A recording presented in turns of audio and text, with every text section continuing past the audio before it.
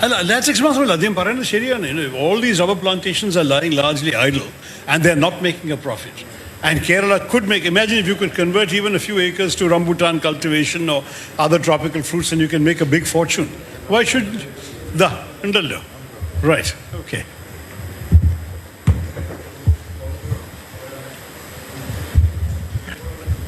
Hello. Hello, I'm Rennie Jacob, chairman of the Homegrown Business. Sir, I want to share a few experiences and few thoughts since you are a global citizen. Please. I see world market as a future. I think in this manner. The problem with Kerala agriculture is primarily of fragmented land holdings. We have fragmented land holdings. Yeah. Unviable small farms. Right. We have about 70 lakh small farms in Kerala and just a few thousand large farms. And here the metric is 1 hectare. Our farm size is less than 1 hectare. It brings a lot of complexities in sustainable agriculture. First of all, we need to see that the land holdings, the owner of the land holdings make a living out of it. To me, sustainability is not necessarily about natural world sustainability as UN promotes. It's also about the owner of the land must make enough income to sustain his family. Right. And the basic metric I would like to use it is, do the children follow the father or the family? If, as everybody knows that in Kerala, with this in all the 70 lakh holdings, it's very unlikely that the next generation will take up agriculture at all, for valid reasons. Well, if you are talking about agripreneurs and sustainable farming, we need to address this very straightforward. Can this 2 hectare farmer, or for that matter, this owner of this farm, make at least 4 lakh per acre? So that the average farm size, you can call it actually less than 2 acres, or 3 acres for that matter, because I've got direct experience in cocoa. So if there is no money in the farm, if there is no income from the farm, he is not going to pursue agriculture at all. Let us be very clear about it. So now actually my concern is this: to save Kerala from a total destruction in agriculture, what we should do is we should empower every farmer to make his money at least 4 to 5 lakhs per acre. Is it possible? Is it possible is the main question we should challenge. Now, I just want to share an experience here. Actually, way back in 85 when pepper collapsed in Idukki district, and there was no cocoa, hardly any cocoa in Idukki district. The whole cocoa was grown in the central Kerala part, in the Midlands. I was given the project to set up actually cocoa extension work for Cadbury. And I'm a partner of Cadbury for the last 35 years in cocoa procurement, in the supply chain partner. So actually, we distributed hundreds and thousands of plants across 20 years, and we made Idukki district the #1 cocoa growing region in India.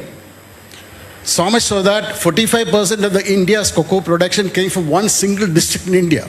It's all because a market like Cadbury. It all came from the confidence. I got into it, Cadbury got into it, every farmer's got into it. How we achieved it is a different story. The fact is that it is doable. We can transform agriculture from a pepper-oriented cultivation Idukki district, also of course cardamom and all the same, but I'm talking about Idukki region, primarily Adimali and Ertaya regions. So it was transformative, and what was the outcome?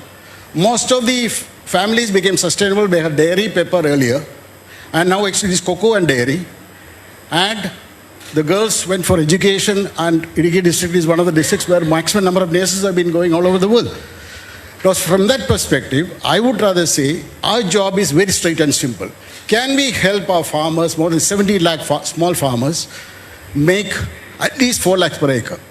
What is the solution? What should we grow? What kind of practices we should adopt? In that, of course, based on our success story in cocoa way back in 80s and 90s, we started homegrown. We made transformative steps. We identified crops, and rambutan is one of them. And it shows that actually rambutan can definitely give 4 lakh rupees per acre, 4 to 5 lakh rupees. We have proved across last 15 years now. And people have accepted it fairly. And people have made big money out of it.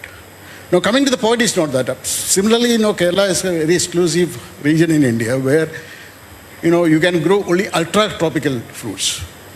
And I would always say, let Kerala grow only those fruits that cannot be grown in other parts of India. Because we are not cost competitive in our cultivation. We are labor-intensive cultivation is not viable in Kerala. For that matter, any labor-intensive work is not practical in Kerala, except unless there is a high level of automation. Now my point is, Unless it's there is a high level of automation. yeah. Okay, coming to the point is this, sir. That's what the Dutch can teach us, as I was suggesting. Exactly.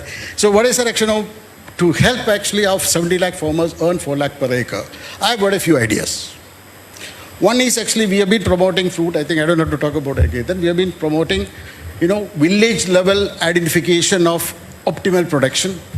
Because Kerala has got some of the 60 varieties of soil. Kerala has got a totally different cultures, village to village, and an ecosystem which is so unique that what grows in Kandirapalli will not grow in Pala, or what grows well in Trichur will not be working with Kandirapalli. The unique ecosystem as well as soil conditions and microclimatic situations. The point is actually we have got almost 20 fruits identified. We have also presented our data with the government. So we can definitely make it workable. Definitely the criteria, the metric is 4 lakhs. Anything less than 4 lakhs is not going to sustain because the family of the farmer is not going to continue. Now coming to the point is that what are the options? I would say making fruits in the Indian market or global market is not going to work long term in Kerala because we are not going to remain cost competitive. So making a value addition as somebody said in food, if we make jams, we are not going to work with the multinationals and compete with them because 60% is sugar and we are not a sugar manufacturer. Sorry, 60% is? Sugar. Yeah. So there are many problems actually. Even tire actually, natural rubber is only 22%. Natural rubber component in a tire is only 22%. Rest is carbon black and other things. Now coming to the point is, to extract that high premium price for fruits, we need to think radically. And what is that? Sir, the largest production of grapes happens in Europe. But they don't sell grapes. They sell wine. 5 to 8% of the world market is actually non-grape wine, fruit wine. And we can, as you said, like Swiss makes watches that is costing more than $1,000. But still, they don't serve a function of time management. That China will make it for $1. We need to think like the Swiss guys. We are expensive. We are the most developed state by any standards in India. We cannot afford to make the most cheapest produce of anything. We are going to expensive. That's why the industry is shut down in Kerala. What we sell has to be premium. And we should be looking at the global market. If we make wine, we can make the best of the wines in the world. Out of our own unique ecosystem, the most fortunate ultra-tropic region with humidity of 75 or 80%, and the soil conditions more suitable for certain producers like pepper. Our Malabar pepper is the best in the world. Our cardamom is one of the best in the world. Our Ayurveda is built on our ecosystem. The Sahyadri Hills produces one of the best herbs in the world. So our entire history gives us authenticity of quality like pepper, or for that matter many other products. So we have a history of 3,000 years. Actually, coming to the point is this. So we need a global ambassador to sell our value-added products.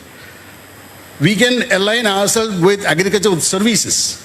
Services means we cannot be focused on producers. We should be rather focused on hospitality. Already Kerala is good in services like education, healthcare, and IT and hospitality. Let our farms, our fruit farms, be the fifth pillar. And would you help us create a brand, a global brand for our producers, including wine, fruit wines, where we can make exotic wines from rambutan, from cocoa, from mangosteens, from all the fruits, because I've been doing R&D for the last 1 year. It is possible. So can Shashi Tharoor, a global citizen, be a representative of our farmers to create awareness of the Kerala brand? Thank you. Thank you. I'd like two things. You mentioned you had something in writing about your concept. I would love to have it. If you can send it to us, that will be very, very welcome. Secondly, if you have a visiting card or something, please give it to me. I'd love to be in touch and pursue this conversation. I found everything you said made eminent sense. I'm not an expert, but I'm trying to learn more. And whatever I can do to be of help, definitely. First, let me get my Lok Sabha election out of the way in the next 3 months, and then we will focus on the future of Kerala. It's a very important issue for all of us. Thank you so much for very constructive intervention.